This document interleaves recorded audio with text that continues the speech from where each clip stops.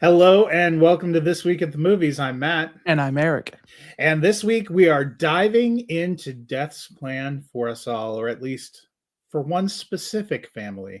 That's right, it is time for Final Destination Bloodlines. This is the sixth entry in the Final Destination franchise, which kicked off 25 years ago in March of 2000. This is the first new entry since 2011. That Final Destination 5, I think, Eric, you mentioned that probably killed your interest in the franchise. That No, the might fourth one. The fourth one. Fourth one. Killed your Fifth one is all right and has a secret surprise to it that kind of makes it memorable.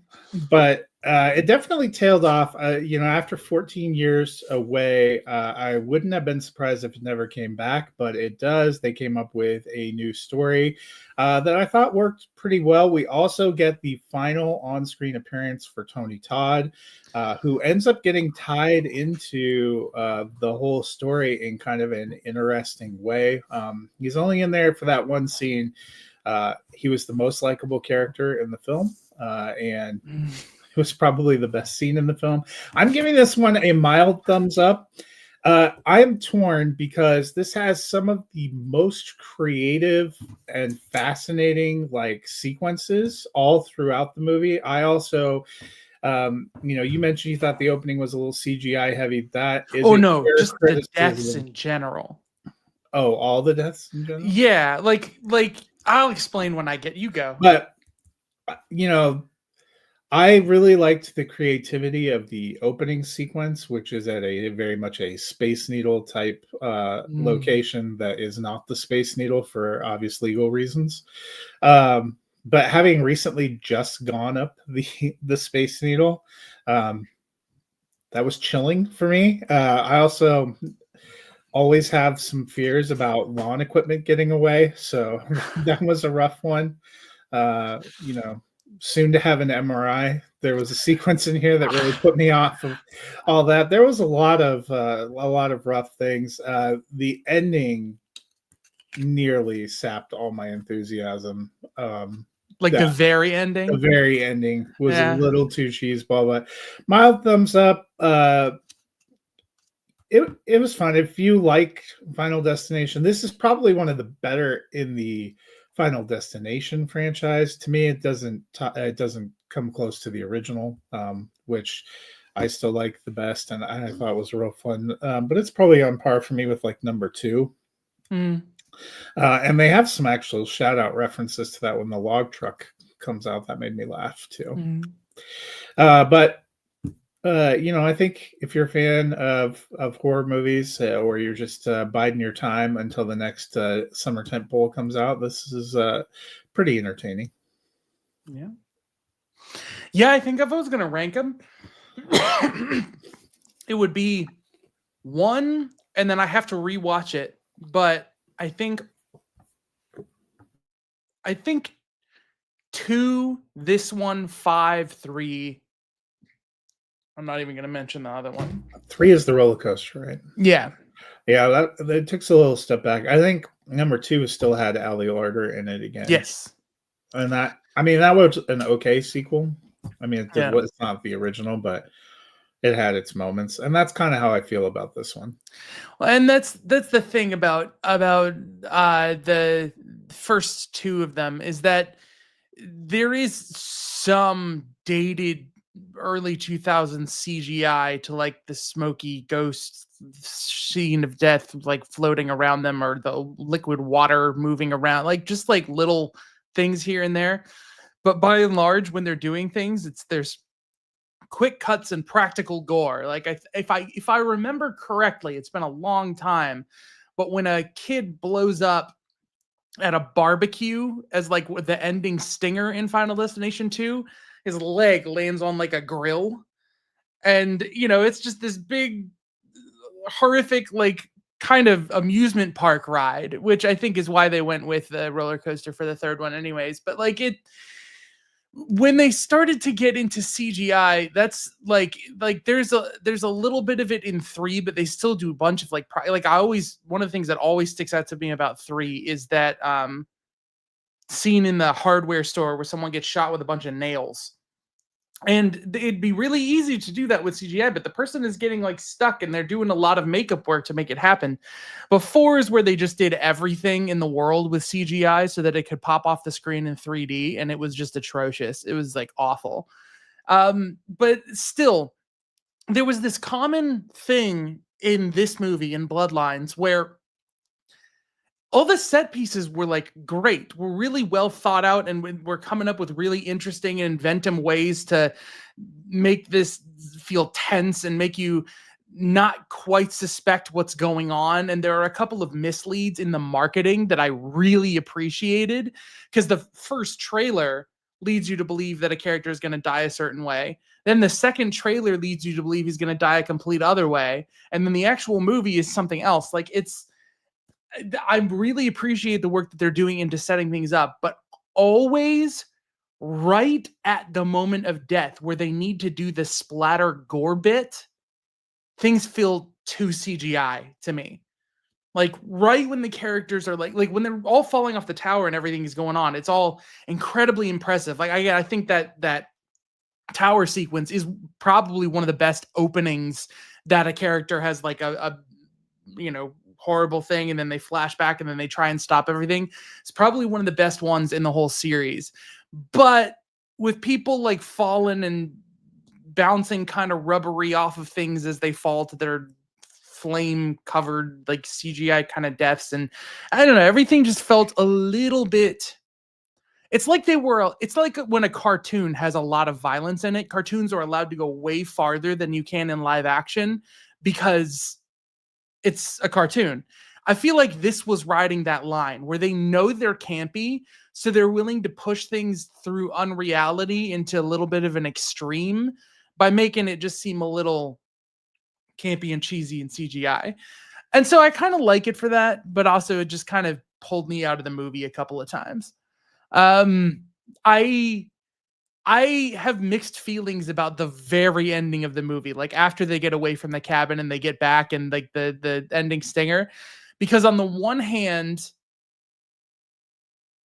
I kind of, I mean, we talk spoilers It, on here sometimes. yeah, it ties back to the opening in a sort of clever way from like one of the very first scenes. But Yeah, I was just like, but just the idea that everybody look away, cover your ears, go away, don't do anything, but like no one survives is like, I don't know. It's kind of interesting to me. It's more interesting than I think if like we're gonna do a sequel and they're gonna try and bring back this girl and her brother because they see that, or like, opening things up. Like, no, if there's gonna be a sequel, it's gonna be another new original idea. Well, original as much as any of these yeah. are original. But I can't shout out enough how much I adored Tony Todd. Um, I I think it's beautiful that his last scene gets to be something so life affirming, when this character has always been sort of like suspected of being like in league with or a representation of death. But he's been there. They give him a really great kind of backstory, and he's Let there me. to lay out the rules. And I think it was supposed to be a twist how he relates to the opening, but did you or? oh, I called it Oh immediately. yeah, as soon as I saw him, I'm Immediately. like, oh, I see. Yeah, yeah. She's like, there's a little kid playing with a toy, Yeah, and what happened to me is as soon as the main girl made eye contact with him, I was like, oh, okay. But it's yeah. really interesting, this concept that one person, like there's always a little bit of lore anytime one of these movies is able to add to the rules, and even if the rules get a little insane, like they are managed to keep things consistent. I'm really fascinated, and the idea that an entire family can be born, and the idea that one person staying alive for years can stop the progress of the entire thing, and then their death just caused this tidal wave ripple effect of all these people who are unprepared. Like the idea that Tony Todd has been around since the first Final Destination because there is someone out there holding him back because he died just a little bit after her when they fell. Like, I really, really like that mythology. I like the rules. It's the sort of thing where like everyone and their grandmother seems to love Smile too. And the Smile, I can't get into the Smile movies because the rules Not are everyone. so.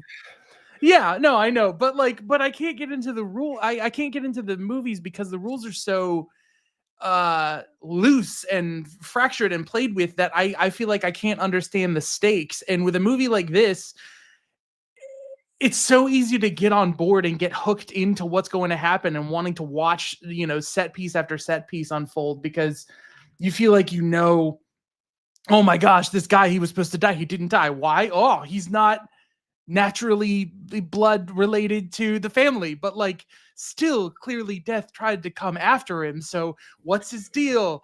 I don't know. I had a lot of fun. I had a lot of fun with this. Yeah, that was interesting. Or when they're on that random walk and she calls out a few things and it seems completely preposterous to everybody, and then you're watching in the background as that sequence happens, Why and you're like, oh, that was kind of clever.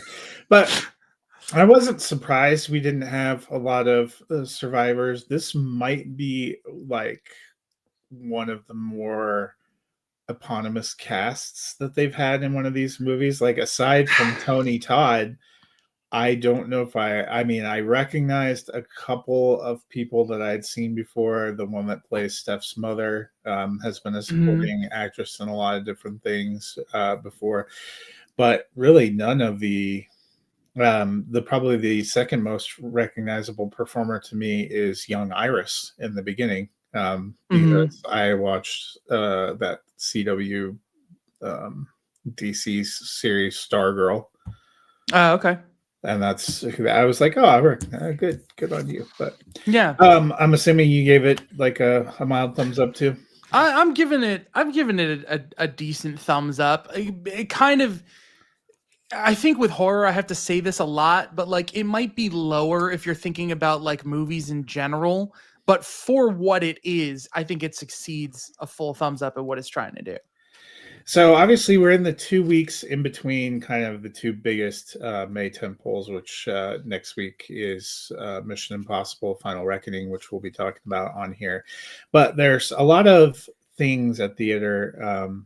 We talked about a few of the things that came out last week. I think for me, if you were thinking about catching the couple we talked about this last week and this week, for me still, I would choose Clown in a Cornfield, and then probably Final Destination Bloodlines, and then Fight or Flight. But I think Fight or Flight was your favorite of the three, right?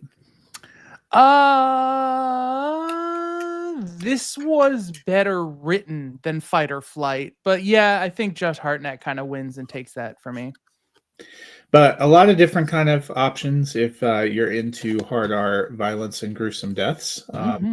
If you were looking for a family film, maybe wait until Lilo and Stitch comes out next week, because these are not films you should be taking your children to. Before we are going to go ahead and transition and talk about The Last of Us, which we haven't talked about in a while, but I'm going to give you your clue because explain a movie poorly. So far, Eric is 100%, but I think this one will be difficult. No, remember, you got me off screen with, I guessed wrong on No Country for Old Men after.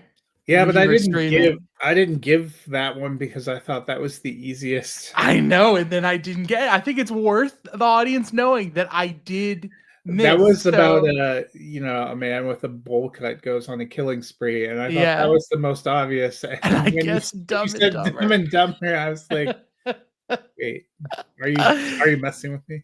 But I think this one will be sufficiently hard. A young man gets involved in a gang after moving to the beach. So give you some time to think about that while we go to HBO's The Last of Us. What do you think it is? Point Break. No. What? No. Hint, there are vampires. Oh, the Lost Boys. It's The Lost Boys. Okay. I thought it was a good horror one, and I thought that would be hard. I don't really think about that as a gang film, but I can't believe I'm looking over my shoulder now. I'm I can't miss another one. You just don't do bowl cuts or gangs at the beach. I guess not your deal. You went with like a little bit of a lighter film in both cases. I did, yeah.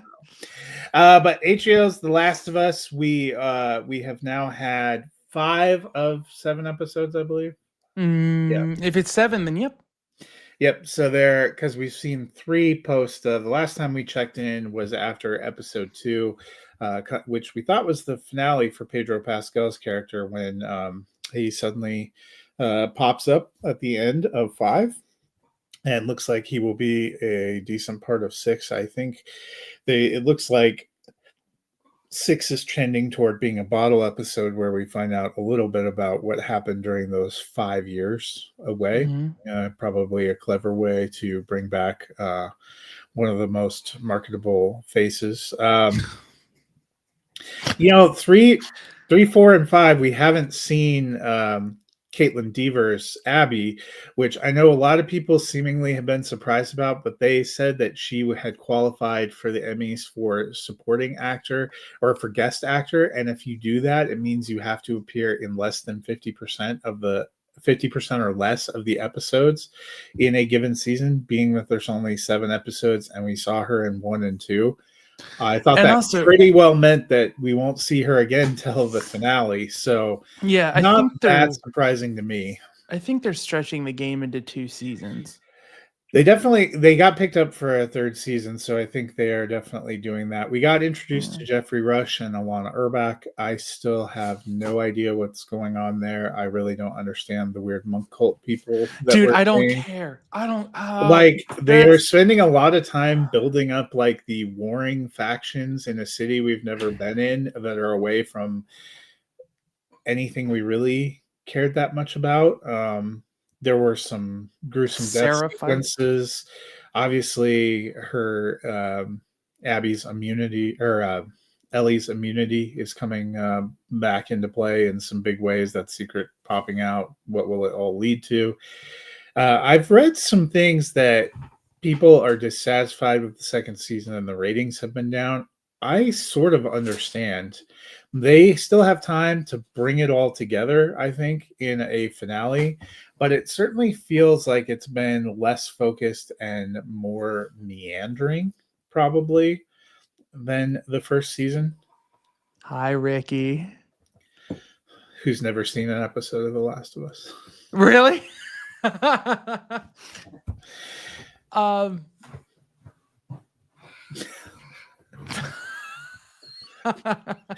I think you and I, the difference, you seem to like season 1 more than me. I thought it was just fine, not spectacular. My most favorite episode was the bottle episode that had nothing to do with the linear story. So I'm not, this to me isn't that big of a fall off. Episode 2 probably wasn't as devastating to me as it was to people who dearly love the 1st season. And but I still don't have a strong sense of what they're trying to accomplish. The thing, and I think that comes with the territory of adapting a game like almost 1-to-1. A game also that was made kind of as a result of the popularity of the first game and not necessarily because they had something original to say. I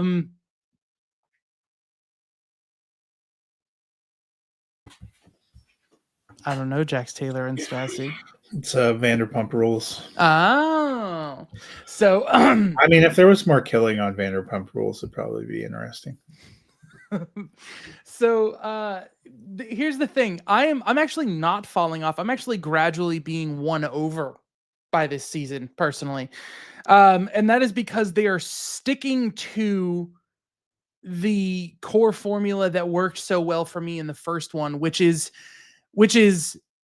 we're living in a world that is way past zombie outbreak, where people have already reestablished societies for people to live in. Now, I can't stand when they do the things that ended up eventually taking me out of The Walking Dead, where they do like the Seraphites versus Wolf, and these factions are and it's us versus them, and there's the cult-like faction to it, and like, what I love about the show is taking characters and putting them in a desolate post-apocalyptic America and finding beauty in the aftermath of an apocalypse that's not just a desert wasteland. And that's some of the appeal so much of the games, is to just wander around these repurposed uh desolate towns and cities and exploring, that. I think it was an incredibly beautiful scene. I thought Ellie playing guitar for Dina, and when they get into the horror of what the Seraphites are doing, and Jeffrey Wright, who's reprising his role Apparently, from the that video guitar game. scene is lifted directly from the video game, because It I heard is. them talking about that. I was like, oh, well, interesting. Yeah, and it's a scene that apparently you can miss. It's optional. So they made a point to like put it in here.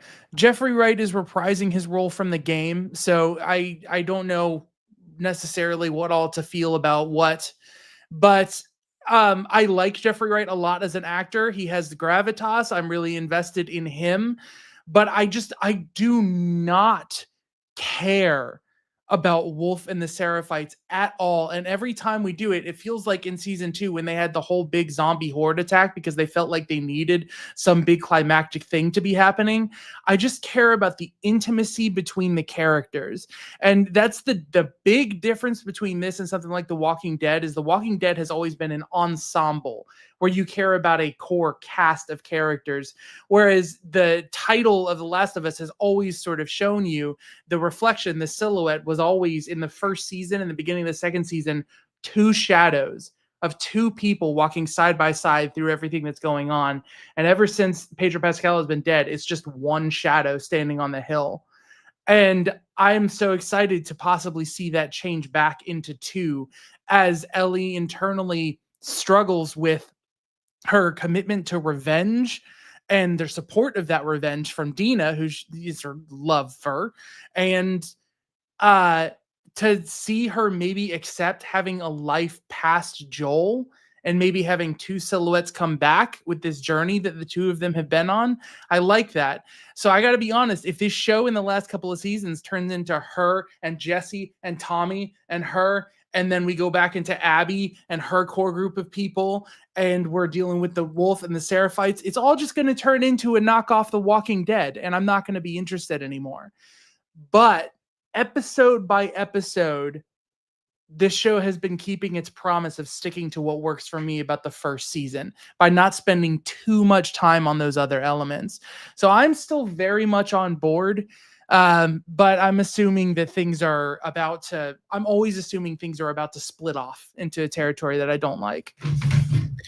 It's interesting because you say you wonder if it's going to devolve into a ripoff of The Walking Dead. That's how I've felt since episode 1. Sure. Is all that I really glean from it. And part of it might be, I don't know that I ever really got that invested in Ellie, and now she's everything hinges on her. Yeah. And you are right, like they seem to be going down a little bit of a dark. That final scene of episode 5 was a little bit dour. So we'll see where they end up. 2 more episodes. It does certainly look like 6 is going to be some kind of time capsule bottle episode based on the previews and where we ended. And then I'm expecting there's going to be some kind of confrontation in 7, but there is still time for it to turn around a little bit. Like what you said, I thought, speaking of The Walking Dead, one of the most powerful to me moments in that run of The Walking Dead is all of seasons 7 and 8, where Rick is seemingly bent on revenge against Negan and building toward revenge. And it's his son dies, and one of the last things his son says to him is that you've got to give up on this quest for vengeance, but it's still seemingly fueling him. And when he gets to that final confrontation at the end, he thinks about what his son said and what he wanted for him, and it stays his bloodlust. And that to me was one of the more powerful moments. And you can certainly see that sort of building possibly here. I just usually those things build up over a longer period of time. And maybe that's why they're going to stretch it to, maybe that's why they're going to stretch it out over a couple seasons. Maybe we're not going to get much of a confrontation or a resolution at the end of season 2.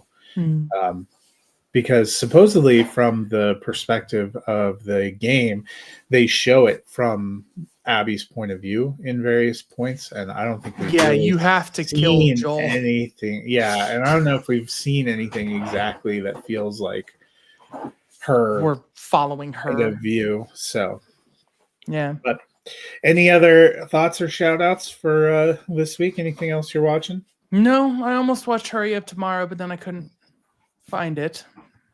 It's in theaters, Eric. Yeah, but that's not what I'm talking about. It is certainly in theaters, but it does not have spectacular reviews yet. No. I'm not sure what to make of it. But that is definitely the other option.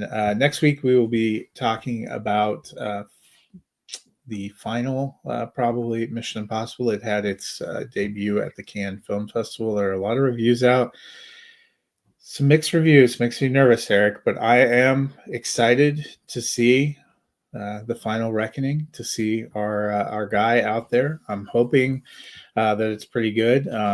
If you are a Letterboxd user and you are watching one of the previous Mission Impossible movies and you go to log it, there is something fun that happens. So I'm just going to shout that out. It's worth checking out and seeing the tie-in there. But I started my rewatch last week. I'm going to make my way through the rest of them to get prepped. I still have high hopes, but I am a little bit nervous. I think this is almost a 3-hour movie too. That always makes me a little bit nervous.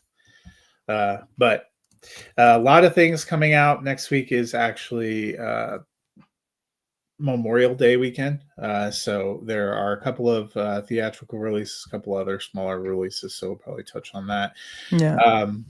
Last of Us, we'll check back in once the season, to reflect on the season. Maybe not, maybe next week, maybe not till after the finale. Because if it's a bottle episode, I don't know exactly what we're going to gain. I already was predisposed to liking Pedro Pascal's character, and he's dead now, so I don't make me invest in somebody that's dead. Although that's what they did in the first season, right? They had you invest in Nick Offerman and Murray Bartlett so that they would die.